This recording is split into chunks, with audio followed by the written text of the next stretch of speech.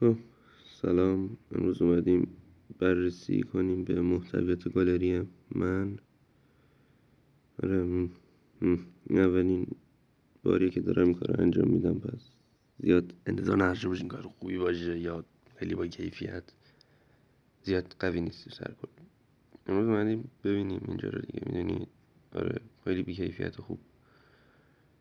بله این سویت هستش، اسکرین شاتش رو گرفتم، همینطوری باحال بود. این املاکی بود، خیلی گنده بود. این یه ویدیو بود.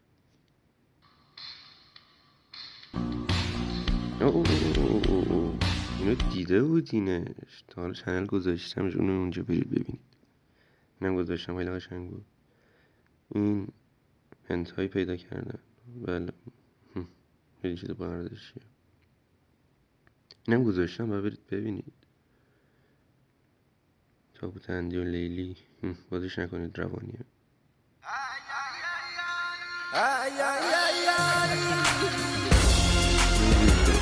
برای که بفرستم ماجراجویی عجیب جوجو یاره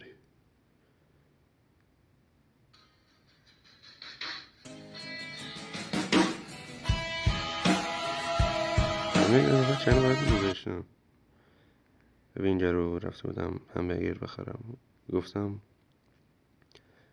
برگرتون دستیه یا آماده است؟ گفتش نه آماده نیست، یه برگر دستی حرفه‌ایه، هات چیز برگر. گفتم خب چیز برگره دیگه، بده.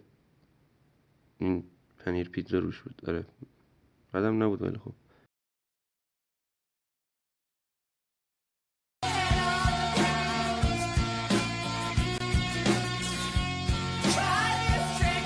فرنود واقعا من درک نمیکنم. واقعا درکش نمیکنم چرا انقدر معروف شد. اصلا ویدیوهاش هم نمیبینم، ولی خب باحاله به هر حال. Putaria, porra. Joga de baixo pra cima, empurra a buceta de frente. Joga de baixo pra cima, empurra a buceta de frente. خودم ساختمش، گذاشتم تو یوتیوب.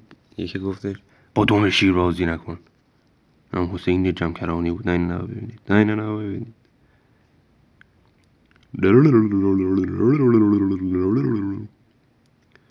خب دوستان، من زیاد آماده نبودم، میدونید. میرم لایک کن، ساب کن، حمایت کن. من 1000 تاییشم کامپیوتر بخرم. دست شما درد نکنه. خسته نباشی.